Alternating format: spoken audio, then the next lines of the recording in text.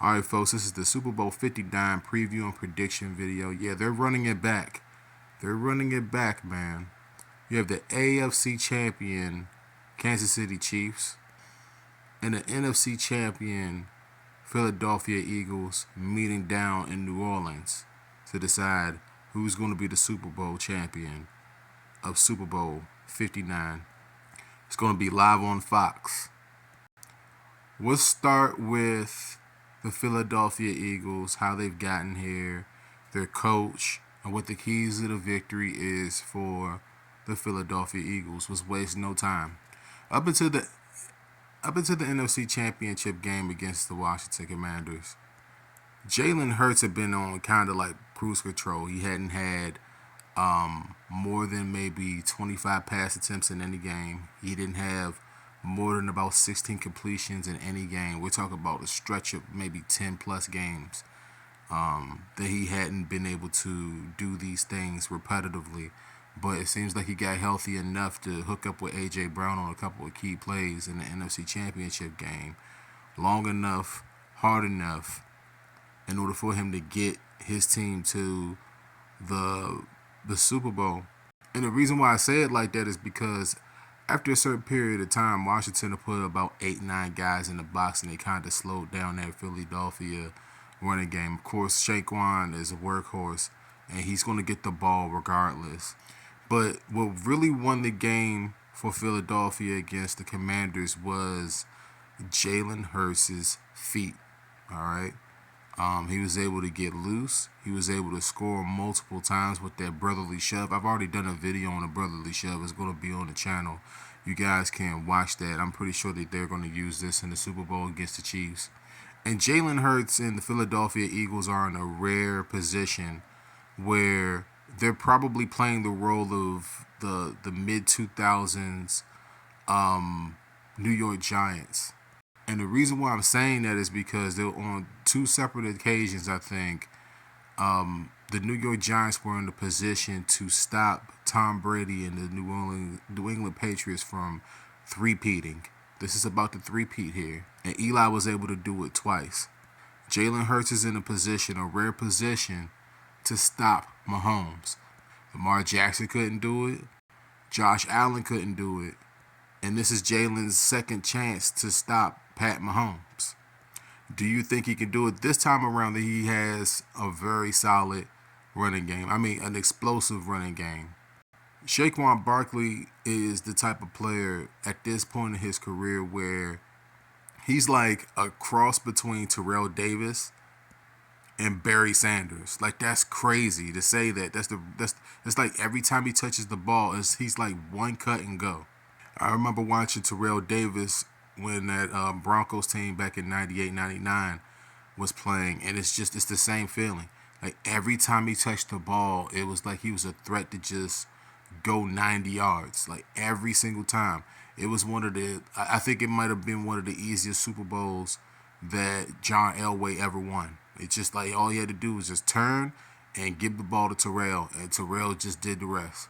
This the same type of feeling with Saquon. Saquon could carry the ball 20 times in the Super Bowl and probably get somewhere to 100 something plus yards from scrimmage. That's something that Philly's gonna have to do. Even though it looks like Jalen Hurts has woken up, A.J. Brown, both of those guys have woken against the Commanders long enough to drop 55 points. But make no mistake about it, Philly's team is ran on running the game. All right, running the game, controlling the game, and they could do that with Saquon Barkley. He's just a bottle of lightning right now. I think he suffered somewhat of a calf injury during that NFC Championship game, so he slowed down a little bit. And then Jalen Hurts, they had to pick it up, and they did. Their coach Sirianni, if I messed up his name, I apologize.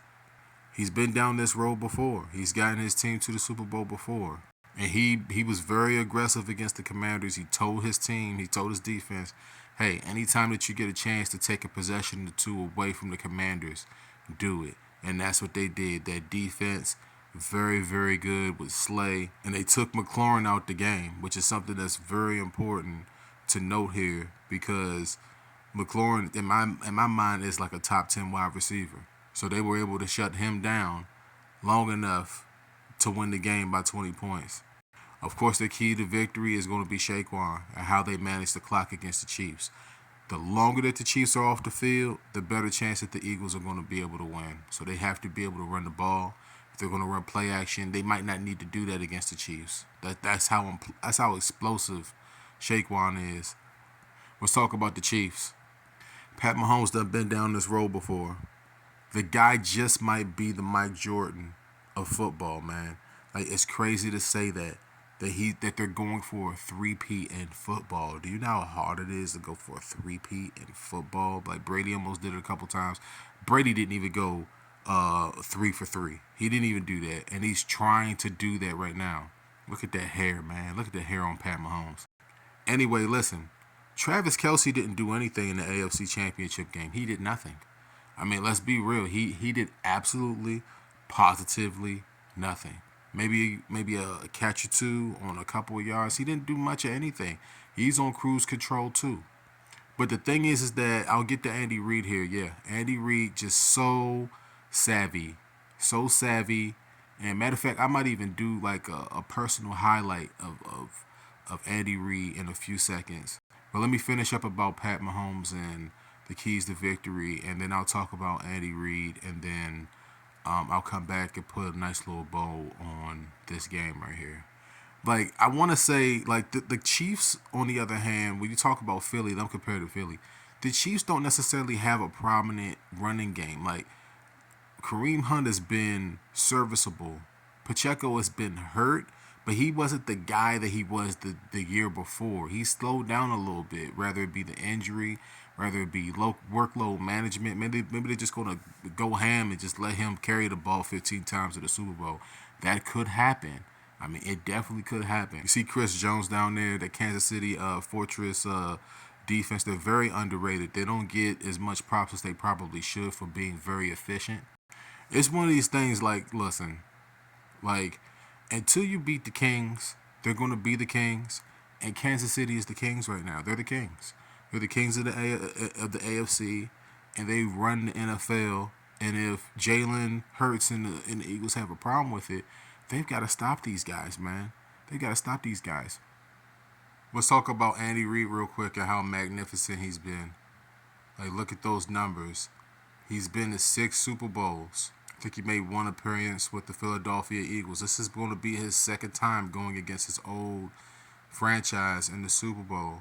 And look, at the bottom, he's seeking to be the 3rd Super Bowl coach to win 4 Super Bowls. He's going for his 4th, folks. Andy Reid is going for his 4th Super Bowl. Now, is this more so? Let me ask the question. I talked about Sirianni and what he told his team to do to the Commanders, and they listened. Is it one of these things where we're experiencing the right coach with the right players, with the right circumstances?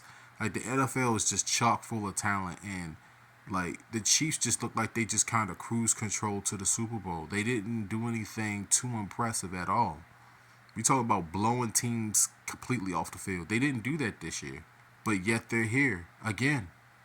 You know, go ahead, let me know how you feel down in the comments. Is it Andy Reid or is it Pat Mahomes?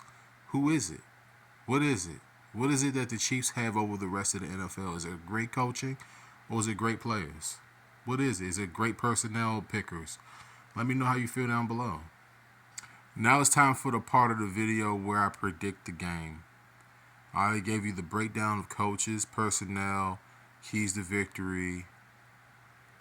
Let me say it like this. If the Chiefs are going to stop Saquon, they have to sell out to stop him. And one thing that the Commanders didn't do early is that they didn't cut him off early enough, long enough to win the game. They missed tackles.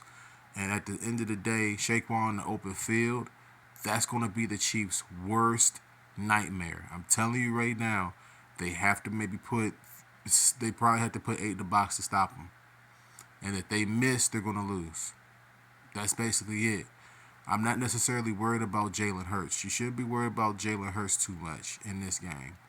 All right? It's going to be Saquon. I think that Jalen Hurts versus that Chiefs pass defense, I think that that's an even matchup. I think that if A.J. Brown gets loose, he gets loose. But it has to get to that point. And Philly has to have a commitment to wanting to pass the ball. It can't be just something that they're doing because they stop Shaquan. It has to be something that they have to come out and try to do. All right. Against the Commanders, they were reluctant to a specific degree to give the ball to Shaquan. They were looking at Shaquan as the heavy hitter. And that's the way that they played the game. They might have to do the same thing against the Chiefs in order to win.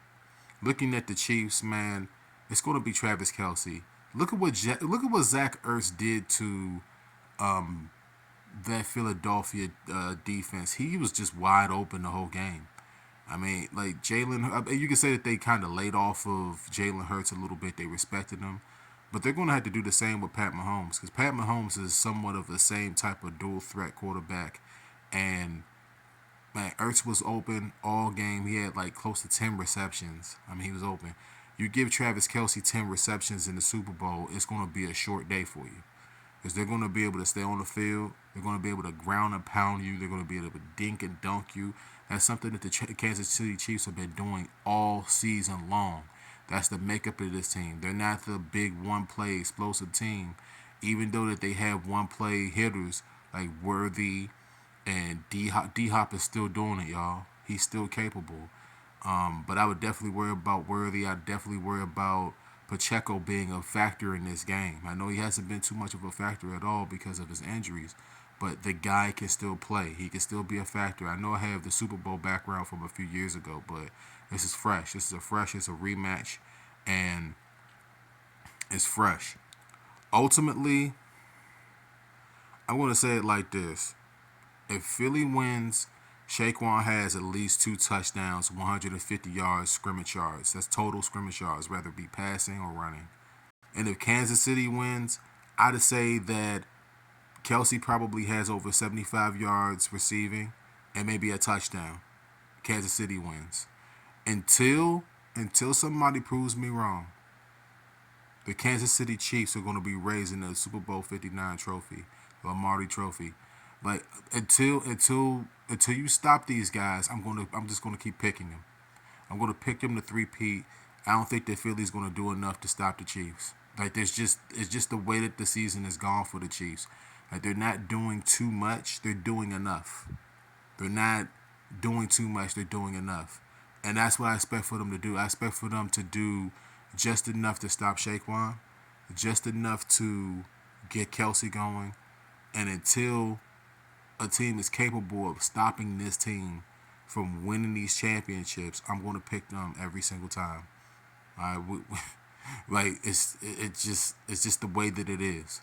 Final score, I'll pick a final score of, let's say, 34-28 Chiefs.